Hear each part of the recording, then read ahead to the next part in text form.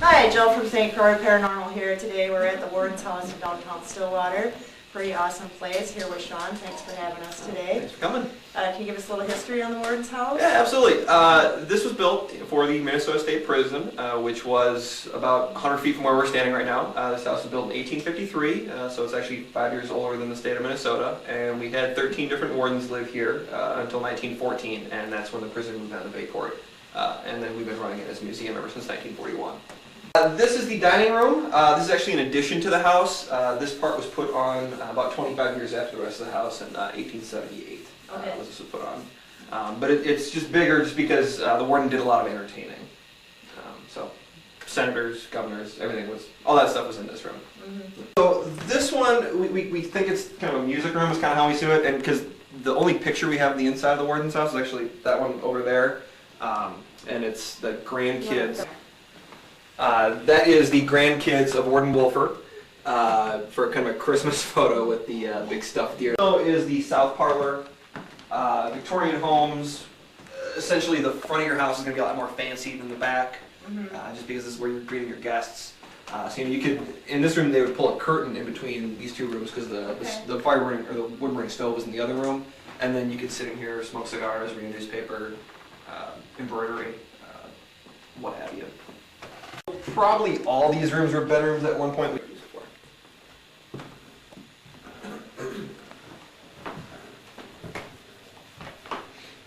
Where's the potty chair? The Winston's potty chair is right here.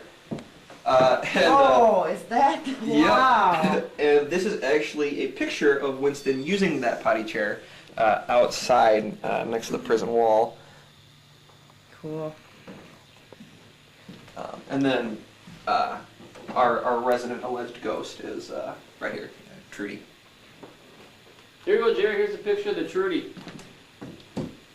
Dead along the Forrest Gurney, who is this big portrait over here on the wall. Oh. He actually died in this bed. Oh. Not in this house, but in the this bed. bed? Yeah, he died of tuberculosis at age 21. Forrest. Now, have you heard any rumors of ghosts in this place? I have. We have allegedly have two ghosts. One, the more famous one, is Gertrude Wolfer, who is the daughter of the last warden, Warden Wolfer. The story goes she had a son named Winston. Well, unfortunately, when Winston was about 8 months old, she ended up passing away from appendicitis. And afterwards, Winston came here to live with his grandfather at the warden's house, and he spent the first couple of years of his life here. The story goes that the spirit or whatever was left of Gertrude stayed behind and watched him grow up. The other one is we had an inmate here who was taking care of the warden's horses.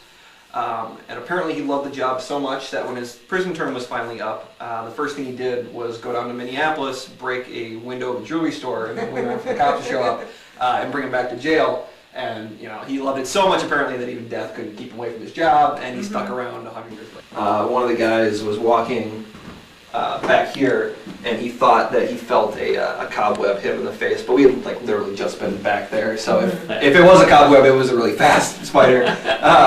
I have literally felt, seen, heard nothing. So, okay. I could do. I'm very comfortable here. I don't feel like there's anything else here. Hello, and welcome to St. Croix Paranormal's TV show. I'm Jill. Krista. I'm Steve. I'm Donna. And today we're going to talk about our visit to the warden's house. The people do say they see Trudy, that was the name of the lady, walking on the floor. Some people say they say a man in the back who was a prisoner, where he would come in and he would take care of the horses, and then he lived in this cave that was in the back. So a lot of times the prisoners would come over. There was a fire at the prison. Did anybody die in that fire, do you know? I don't think anyone perished in the fire. The fire just destroyed, the first fire that they had destroyed this left side of the complex. It is in the Twin Cities most haunted paranormal places to go. I believe we were the second group that's ever been in and allowed into the house. It's very, very cool. It's a museum now, and I just recommend you highly go check it out because there's some really, really interesting old artifacts. And some of the hauntings, who knows, could come from those older artifacts. We don't know. But we didn't get a ton of experiences there, but we did have some stuff. The really most interesting thing, unfortunately, we didn't get it on film per se. I do have some audio of it, so we'll take a listen to that clip. Steve had something happen called a paranormal earthquake. And Steve, do you want to explain a little bit what the paranormal earthquake is and what happened to you that day? And I was basically had a millimeter, and I was basically just going around trying to look for hot spots. And I think as I was following through the whole house, I would just follow this hot spot. And finally it came to an end 4 or 5 hours in the investigation. I'm on the first floor, and I swing it into basically the restroom, and it got like a 20 or 30 EMF spike that wasn't there 30 seconds ago. And I turn it back around, and all of a sudden it just went instantly cold, and everything on this wall just vibrated. All the glass, all the silver cups that were there, the tea set, the table was moving, this armoire was moving, and everything just started shaking. And I'm just sitting there backing up. I'm just going, what's going on here?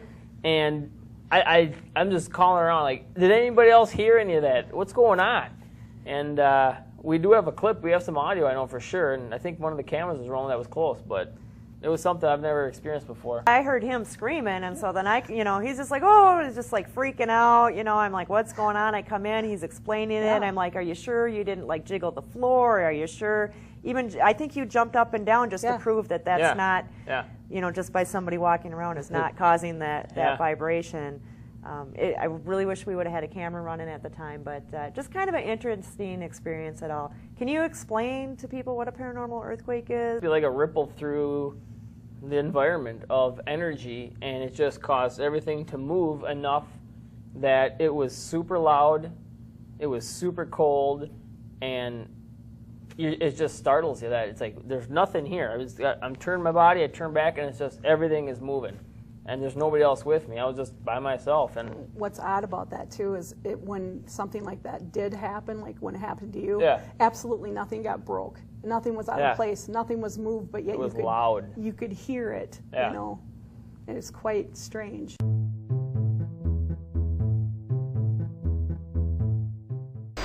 Oh my God! What? Dude. What? Where are you? Dude, I don't know what I saw. I'm just sitting here at a 2.5. I'm like, I'm following in here, and all of a sudden, everything right here just started moving, and like it looked like it was coming right at me. I didn't move. It's a 3.6. No, it was like an earthquake. It looked like it was coming at like 3.9. Well, good orbs on film. I mean, a lot of our static cameras had the best footage. Because when we were going around, the static cameras would just interact with what we had going, and a lot of them were on the second floor, all around between the kids' room and what they have set up now as the old prison information area. We have wonderful orbs going up and down the hallway, through the walls, around the staircase, and I mean, you can see you can see the whole hallway is 30 feet long, and you can just see this stuff going on the whole time up in that second level. And that really cool one, my favorite one is where it just kind of comes from nowhere, hits the wall, and then boings off, like a ping pong ball, boing, and you can't, that's not dust. Dust doesn't bounce off a wall and then come back again. What we do bring to you, we really try and rule out dust just to make sure. And again, dust is usually going to fall in a snowflake pattern. It's not going to zigzag. It's not going to come up. It's not going to come, different wavelengths and patterns. So that kind of tells us, plus the shape, the brightness of it. And dust doesn't just pop out of a wall. Or create its own light source. Yeah. So we did get a few orbs, and so we found that really interesting. Why don't we just go ahead and take a look at some of those clips.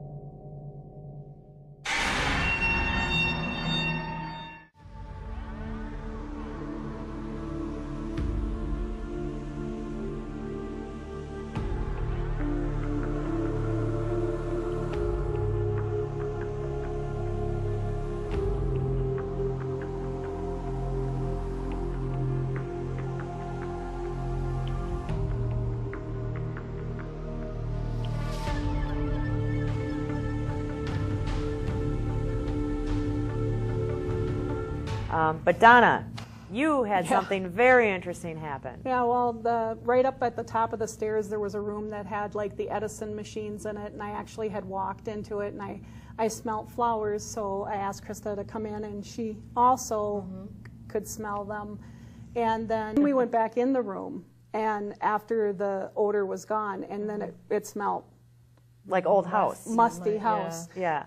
And that was like, it was completely gone. It was like, that's the smell we should have smelled in the first place, because that's what it was, but we smelled flowers instead. Yeah. And spirits can communicate that way. Sometimes, you might hear them, you might see them, they might move something, but another way they can communicate with us is through smell. Senses, and, yep. So sometimes you'll smell a flower, say they were a cigar smoker, sometimes you'll smell a cigar, say they died in a fire, sometimes you'll smell smoke. It's just their way of getting an attention. It's just kind of a subtle way where you're like, do you smell that? Because we've had that happen at other places. You smelled perfume and different things like that. So there are different scents. And, for us as a group, being mostly women, we don't wear perfume on our investigations just for that reason. So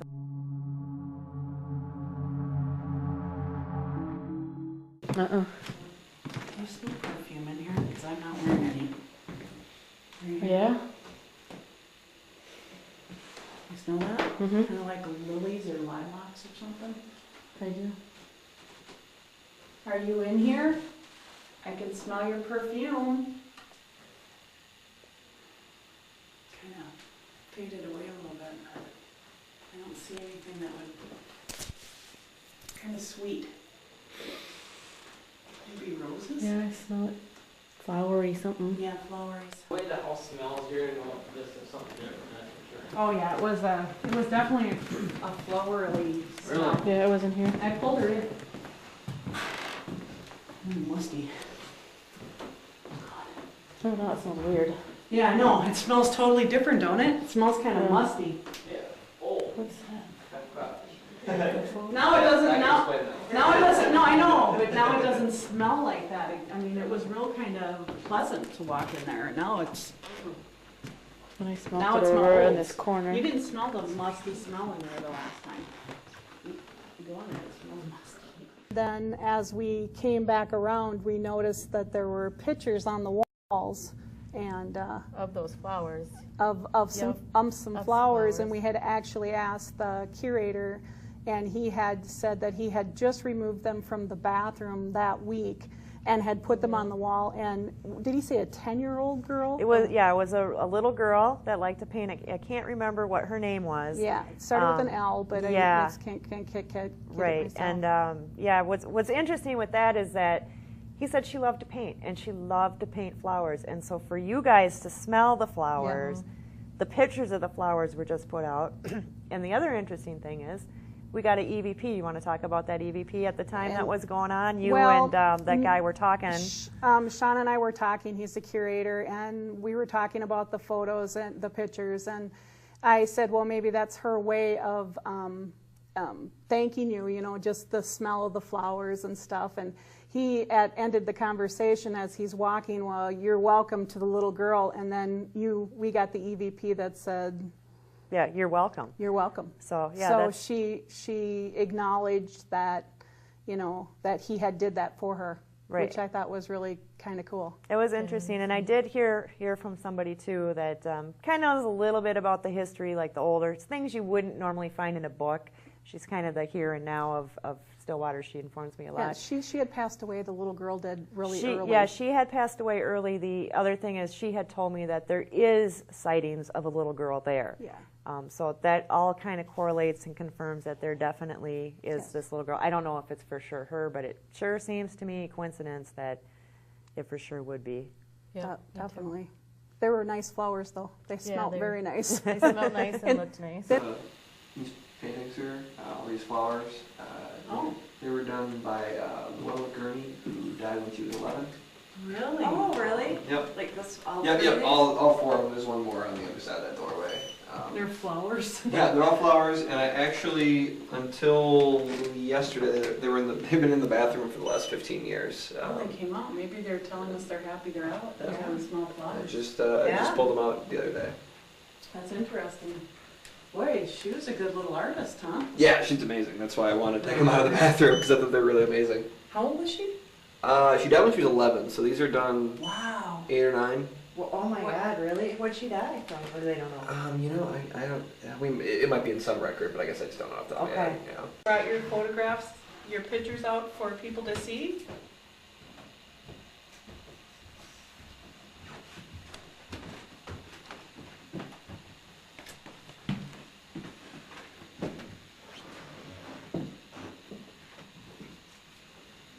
She wrote pretty nice too. I'm gonna throw this one up. Yeah, there's in the children's room, there's a penmanship book, Yeah. and it's amazing how well their Let me see handwriting what is. she did. Oh, yeah. Very talented. That's awesome. When did she do these then? She died in 1886. This is simply amazing. Did she come from an artistic family? No, her parents were in the hotel business. Oh. Yeah. So I suppose they had a lot of flowers around. Yeah, lots of flowers, and that was kind of the thing, you know, little girls would learn how to paint and Oh. This one sew kind of and looks like sing. casket with flowers, Yeah. at least in the dark. That's so weird. We smell nice, perfumey, rosy flowers, and then he just tells us he takes these out. Well, maybe that's her little indication of thank you. No problem, Luella. Happy to do it. There you go. Well, maybe that's her little indication of thank you. No problem, Luella. Happy to do it.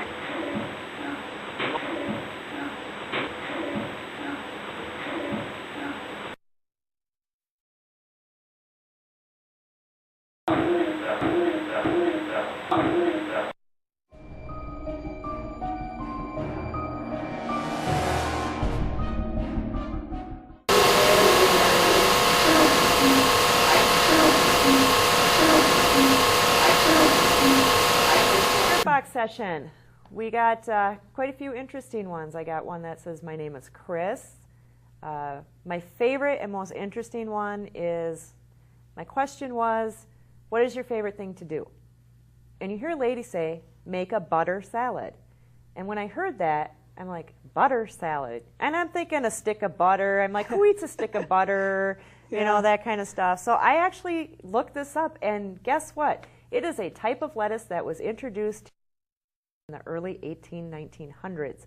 So that would totally make sense on why she says, I like to make a butter salad. So I just thought that was like the weirdest thing That is weird. ever. I I mean, thought you butter know, salad. and again, if you're doing on a radio stations, if people are saying, well, it's from the radio, have you ever heard anybody talk about a butter salad? No, absolutely You're not going not. to hear some cooking show on, you know, AM radio that's scanning 1/100th of a second through.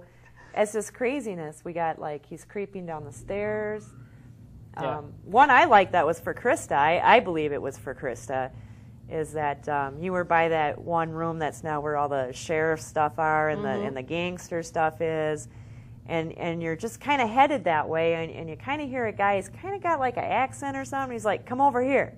Like, and it was almost with authority too, so I don't know if it was like maybe like one of the wardens, like, hey, you come over here. Yeah. Oh, maybe. You know, and I just thought that was really kind of cool. Wanting to question me or something. Yeah. Yeah. So that was interesting. And then the other really cool one that I liked is, and I wish they would have finished the sentence, but we hear somebody say, this house is, and then it's done. But then you hear like a little kid in the background kind of go, come with.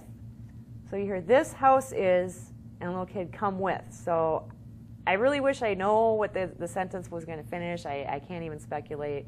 But it's very interesting that you're having somebody tell us what the house is about. Yeah. And then you have a little kid like, hey, yeah, come on, come with. I'll show you around. I'll show you what it's like. It's just really, really fascinating. So we'll take a little listen to our spirit box session.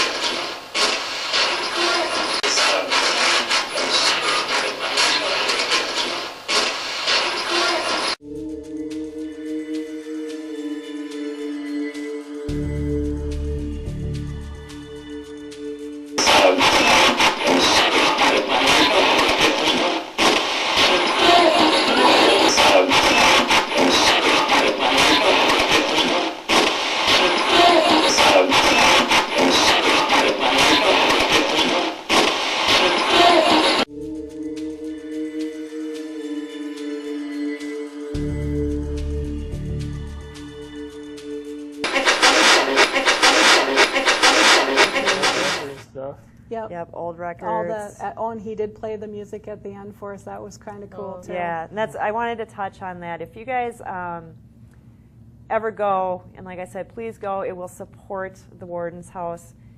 So please go for their tours that they give. And they have a box called a Stella. And for those that aren't familiar, it's kind of like a first music box. And the records are like this big, like this thick. They're made out of metal. They have little nicks in them, so when it goes around, this metal piece strikes it and it creates music. And I wasn't in the room I was in a different room. And Sean played it. And I thought it was the most beautiful thing I ever heard. I'm like, what is that? And it's so crisp and so crystal clear. It was the coolest thing. So if you guys stop by, have them play that Stella for you. I do have a little clip of that on music. It's not going to give you the crystal clarity that you heard while I was there, but I thought that was just really cool.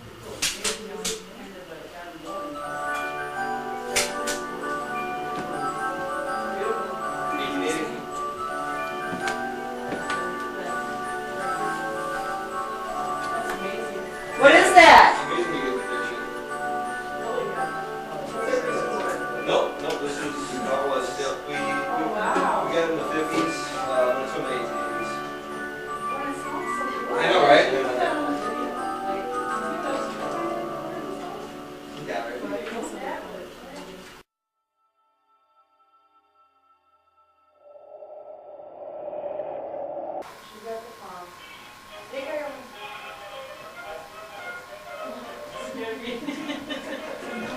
I didn't see you. That's like really creepy I know, right? music. Like before you kill someone. You should play that now and turn it up. So the one thing I want to talk about at the Warden's house is, besides all the really cool history stuff they have, what did we all see? You know, we saw There different was tons of stuff, statues, lumberjack stuff from the lumberjacks. and birds, and Yeah, there's- dolls, really creepy Stuff. old photography, Old records stuff. Yep. Yep, old records. All the.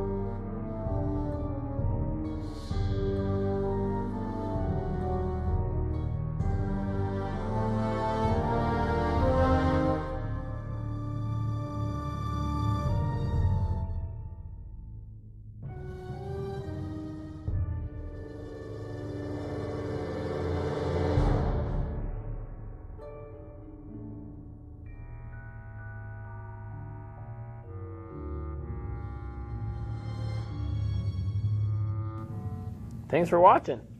Have a good night. Thanks for watching our show. Thank you.